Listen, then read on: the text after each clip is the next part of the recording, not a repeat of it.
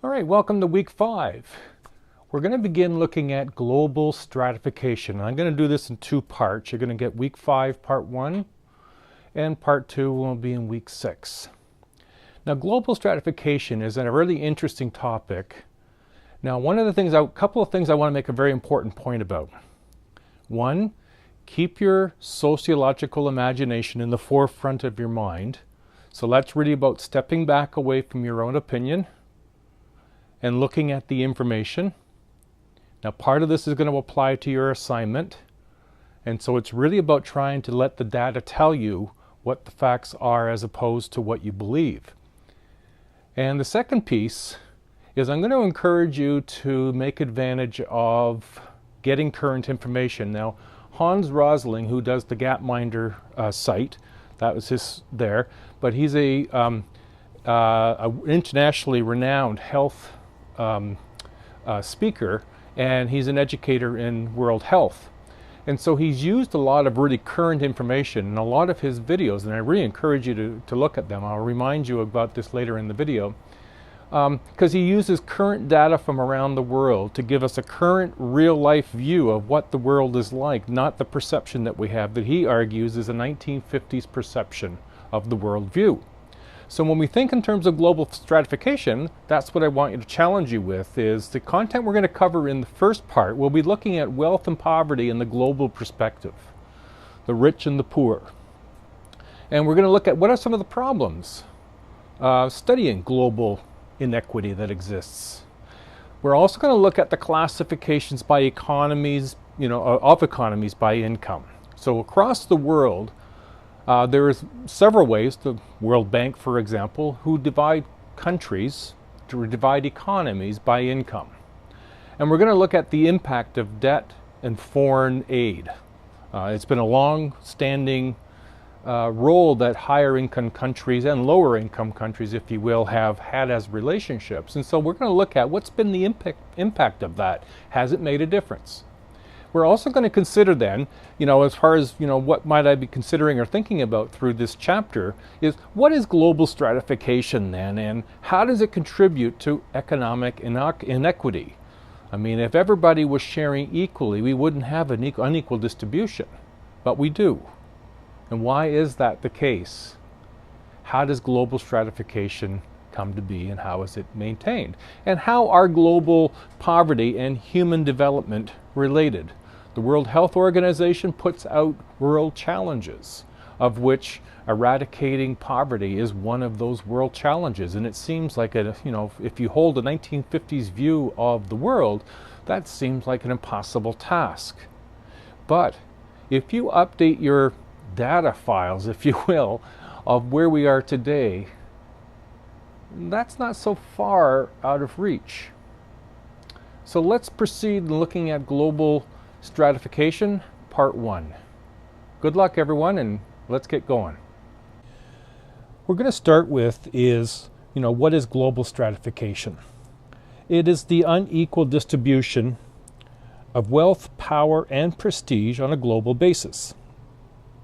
And the resulting in this distribution and unequal distribution results in people having vastly different lifestyles and life chances. And now I've mentioned about life chances before, and education is considered to be, the best life chance, because it's the kind of thing life chance is about, what allows you to move, into a higher status, if you will, or have more access to resources. Now, the pattern, essentially, of global stratification is that the gap between the rich and the poor worldwide is growing. Now, there's a term that's going to come up a few times. You can see it in the bottom of this graphic here, gross national income, or GNI. And in conjunction with that, you'll hear about a per capita income, or income per capita. I'm going to show you here is the way in which you calculate income per capita. And so take a moment to review that. You can sort of see that there's the formula at the top, total income of individuals 15 and older in a specific geographic area. And you put that over the total population of that specific area. So by example, there's 5 people with 5 different incomes total together, 82,000 divided by the number of that population, 5, will give you what their income per capita is. Now, generally, we'll just divide things up into two columns. There's high-income countries. These are highly industrialized economies. They're technologically advanced, and they're largely based on administrative and service corporations and high levels of per capita income. So remember, a lot of people in a general area with a lot of money divided by that population would give their per capita. And so the higher the per capita, the more the richer, if you will, the stronger the economy is. Now, contrasting that with the lower income countries, these are countries that have undergone the transformation, the transformation from a more agrarian sort of lifestyle of managing gardens and animal husbandry, and moving to a more industrial economy, and often have lower incomes per capita. So, for example, in Brazil, less than 3% of the total national income is equivalent to the bottom 1/5 of the population. So that bottom 1/5, the bottom quintile, populations, when done demographically, are often divided into increments of 20%. So there's 20% to make them 100. The lowest quintile is the poorest. The highest quintile are the richest, and that's 5. And so in this case, the bottom quintile is essentially living off of 3% of the overall Brazilian national income. So another comparison of higher incomes to lower incomes and the implications. A child born in South Africa has a 7.2 chance of dying in the first year, compared to a child born in Sweden who has a 0.3 chance of dying in their first year of life. That same child in South Africa will go to school for 1 year, while the Swedish child will complete 11.4 years of education. And that same child will have a life expectancy of 50 years compared to the Swedish counterpart, who is expected to live till about 80. And so these differences in income translate into health, education, nutrition, family life.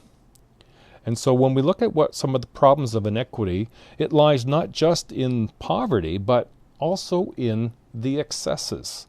So we need to we need a new value system calling on the rich to share with the poor and reduced consumption. So when we look in terms of defining global inequity, you can sort of look at things in terms of levels of a development approach.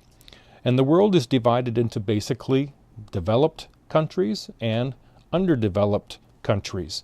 When we think of developed countries, we consider high income and being industrialized. Underdeveloped countries, lower income, lower gross national income, and being non-industrialized essentially, although moving in a more industrialized direction. The theory here is if nations could increase their gross national income, then social and economic inequity would start to reduce. But there's a major problem, of course. Even though the developed nations increase spending to assist the underdeveloped, the gap of wealth continued to grow. The increase of populations in these nations, the problem then also becomes how was aid distributed. And so when we talk in terms of some of these issues of distribution and inequity, it also comes down to aid and how it's distributed. Now when we explore a little further and look at we're going to look at 4 types of economies, if you will. We're going to look at low income, middle income, upper middle income, and higher income. And you can see by the map here a certain amount of distribution. A lot of the higher income are in Eastern Europe and North America. And then you can see a lot of the other distributions going down to lower middle income as being a lot of Asia and parts of South America, and then the upper middle incomes and lower income groups. So these are distributions by the World Bank. They have a distribution looking at the different groups. We have low income. These are economies with a gross national income per capita of about $935 US or less per year. Now, half of the world's population in 49 nations, it's concentrated a lot in Asia, Africa, where places like Ethiopia, Afghanistan, Cambodia are key here. And one of the terms that you can find in your textbook is around, in these low-income economies, there's what's called global feminization of poverty. And this looks at the greater distribution of poverty with women. And you can see your definition in the textbook there. Now, if we look at middle-income economies, the gross national income or per capita between $936 and $3,705. So 1/3 of the world resides in about 95 nations in the middle income. Colombia, El Salvador, Honduras, a lot of the Latin American countries fall into this area. They still have many people here who are very poor, in spite of being in what you would consider a lower middle income society or economy. Upper middle income, which is the third group, here you have the gross national income per capita of $3,700 to $11,455. And here they have a higher standard of living and they export diverse goods and services. Now, places like Saudi Arabia, Chile, Hungary, Mexico, they all fall within this upper middle income economy. And then lastly, we have high income.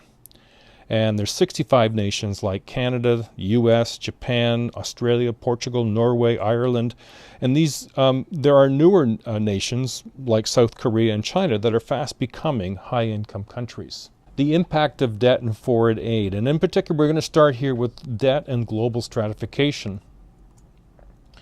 And what you're seeing here is, we can ask ourselves, so why has the gap continued to grow?